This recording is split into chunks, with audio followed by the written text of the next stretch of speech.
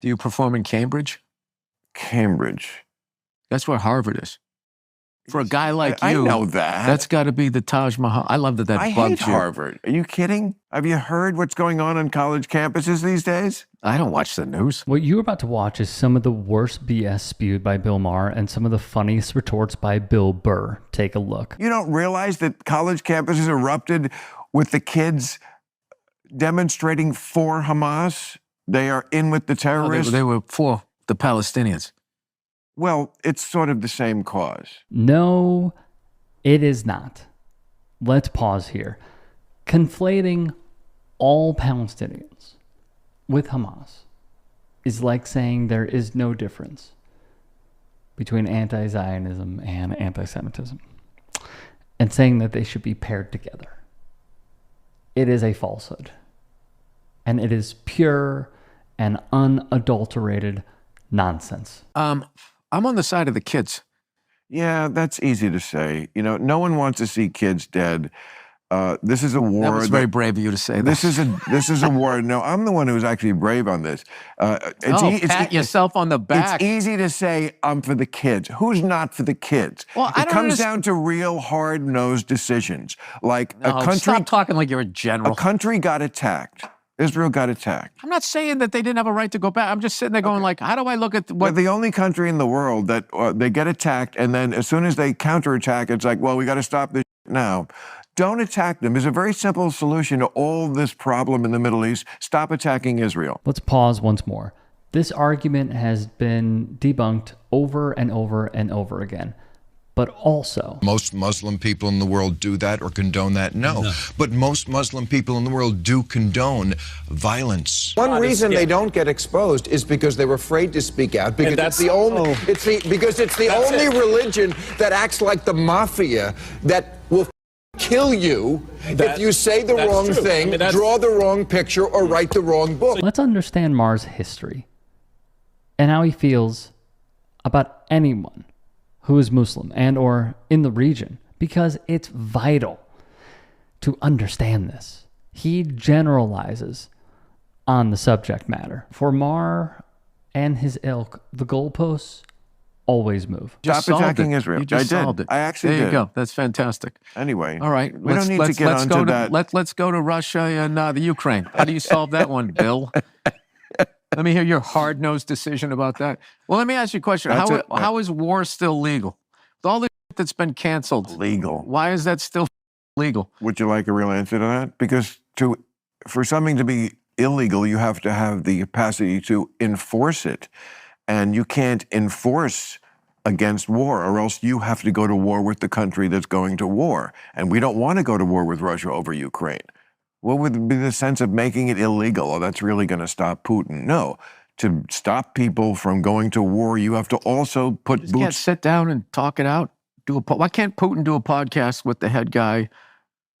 Like, you just solved the Middle East on a podcast. Why can't they solve what they're doing on a podcast? This is why this is not your thing. Make some hard-nosed decisions. It's not your thing. It's what you... It is my thing. It isn't your thing. This is not your thing. You're like that guy that has a fantasy football team and thinks he's a GM. No.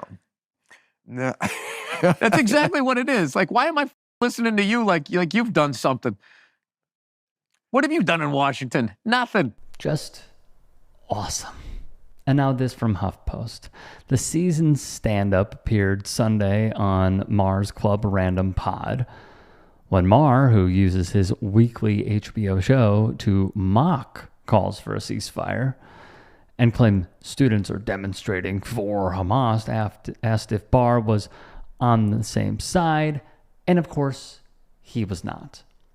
After all, this is the same person in Bill Maher who, in an interview with Katie Couric, would say, I don't think he committed that crime. The he was in reference to Hollywood filmmaker Woody Allen and the accusations that Ronan Farrow brought to light, which really feel highly credible. I need to be very clear about this.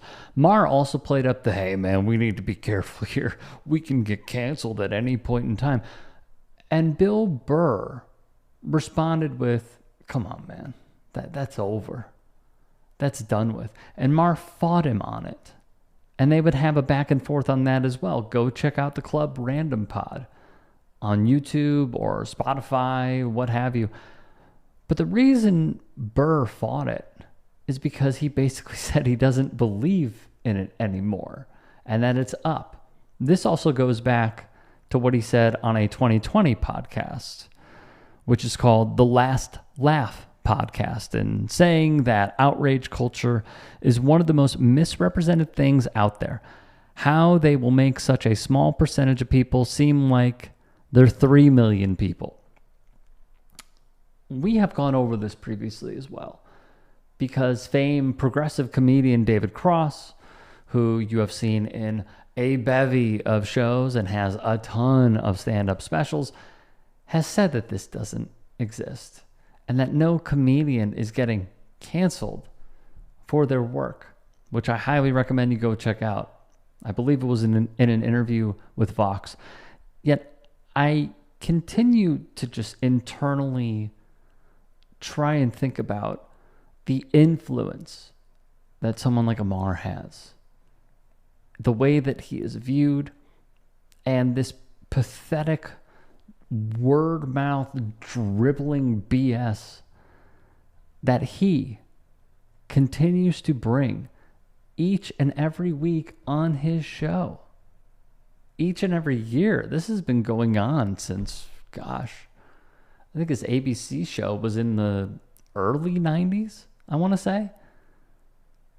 So let's say it's been 30 years. 30 years.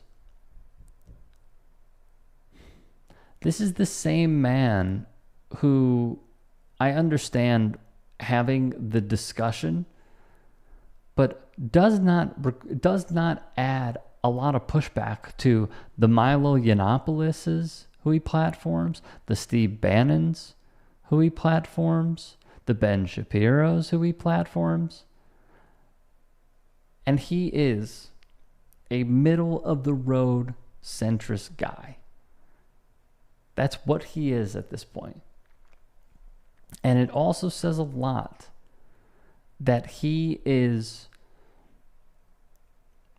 warming up to a guy like Gavin Newsom, who is also, by every stretch of the amount, like, we are a very right-wing country. There's no doubt about it. But Gavin Newsom is, on the world stage, the epitome of a right-leaning centrist. There are some policies that have been good. It does not make him a progressive. It does not make him a leftist. With this paradigm that we have, which is inherently flawed, he falls on the somewhat left-hand side. But, and I must make this clear, on the world stage, he is right-leaning.